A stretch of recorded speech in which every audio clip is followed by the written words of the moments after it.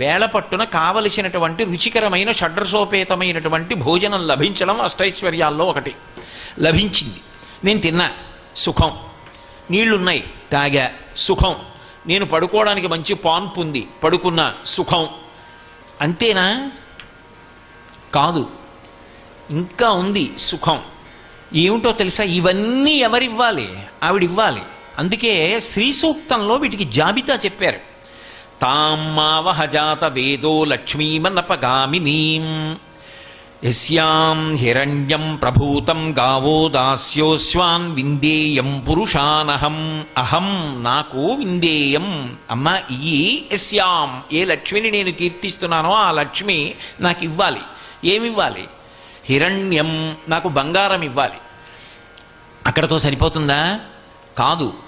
తామ్మావహజాత వేదో లక్ష్మీమనపగామినీం యస్యాం హిరణ్యం విందేయం గాం. గాం అంటే ఆవులు కావాలి. ఎందుకు? ఆవు ఇంట్లో ఉందనుకోండి, ఒక్కసారి నిద్ర లేవగానే ప్రదక్షిణం చేస్తే పరదేవతకి ప్రదక్షిణం చేసినట్టు. ఆవు ఇంట్లో ఉందనుకోండి, ఇంత గ్రాసం పెడితే పరదేవతకి మహానైవేద్యం పెట్టినట్టు.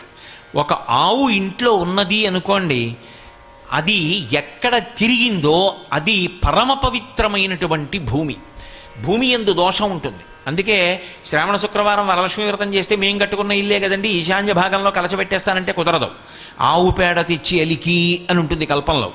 ఎందుకని అంటే భూమి శుద్ధి దేని చేత అవుతుంది అంటే గోమయం చేత అవుతుంది. భూమిని శుద్ధి చెయ్యగలిగినటువంటి శక్తి గోమయంలోకి వెళ్ళింది అంటే అది లక్ష్మి. అందుకే ఆవు పేడ యందు లక్ష్మి ఉన్నది. ఆ వైభవము, ఆ శోభ ఎక్కడున్నదో అవన్నీ కూడా లక్ష్మీదేవిగానే సంకేతింపబడతాయి. అయినప్పుడు ఇప్పుడు ఆ తల్లి కానిదేది? కాబట్టి నాకు గావోం, గాం, నాకు కావాలి ఆవులు. అలాగే నాకు గుర్రములు కావాలి. ఎందుకు గుర్రములు అంటే వాహనం ఉన్నదనుకోండి, అదొక భోగం. తాను కాలినడకన నడిచి వెళ్ళడు, చక్కగా వాహనంలో ఎక్కి కూర్చుంటాడు, ఆ వాహనంలో వెళ్ళిపోతాడు. వాహనం యోగం. అందుకే మీరు చూడండి, సంతాన యోగం, వాహన యోగం అంటారు. యోగం అన్నదానికి అర్థం ఏమిటంటే ఇంతకు ముందు లేనిది ఇప్పుడు వచ్చినది, అది లక్ష్మి. ఇంతకు ముందు వాహనం లేదు, కాలినడకన వెళ్ళేవాడు. ఇప్పుడు ఓ వాహనం వచ్చింది, వాహనంలో వెడుతున్నాడు.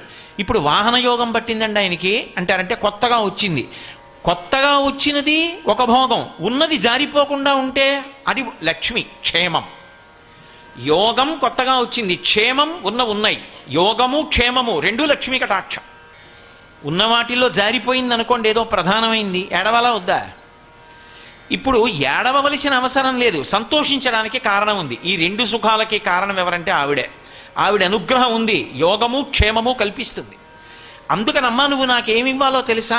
హిరణ్యం, గాం, అశ్వం, పురుషానహం.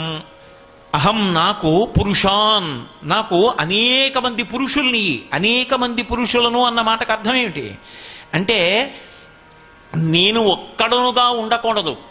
నేనున్నాను అంటే నాకు ఏ పని పడుతుందో, నాకు ఏ అవసరం కలుగుతుందో యజమాని సంతోషించాలని నా కొరకు చెయ్యడానికి అనేక మంది దాసదాసీ జనం ఉండాలి నాకు.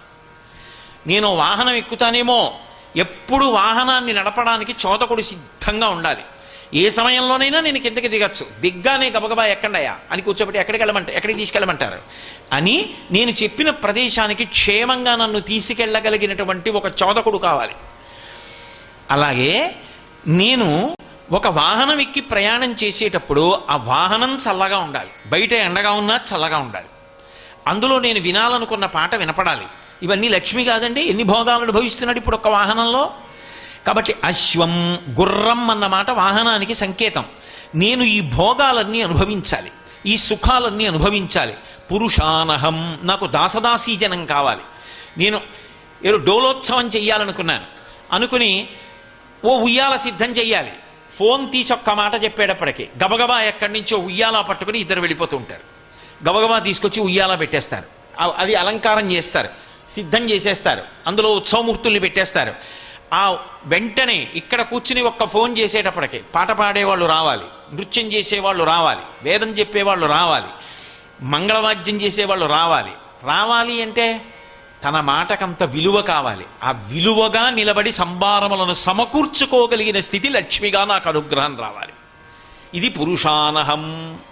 ఇవి నేను పుణ్యకార్యములు చేయడానికి పనికి రావాలి. కాబట్టి విందేయం పురుషానహం అక్కడతో సరిపోతుందా? నువ్వు అనుభవించడానికి ఉంటే సరిపోతుందా? కాదు. అమ్మా, నాకు నువ్వు ఇంకా కొన్ని ఇవ్వాలి. ఏమిటో తెలుసా? అశ్వదాయి చ గోదాయి ధనధాయి మహాధనే.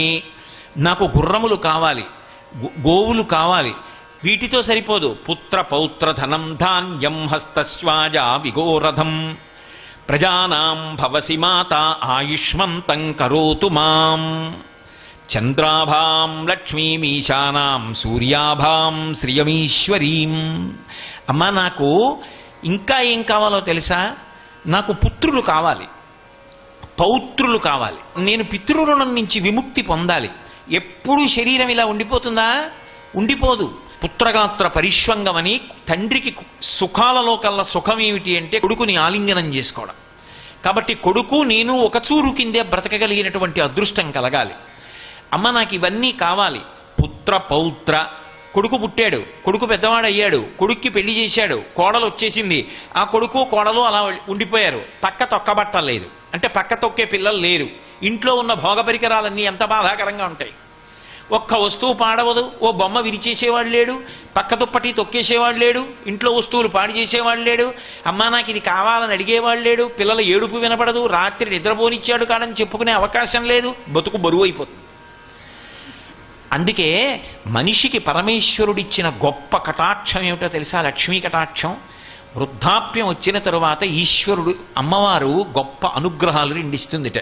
ఏమిటి అంటే అల్లుడితో కలిసి భోజనం చేయడం, మనవలతో కలిసి ఆడుకోవడం.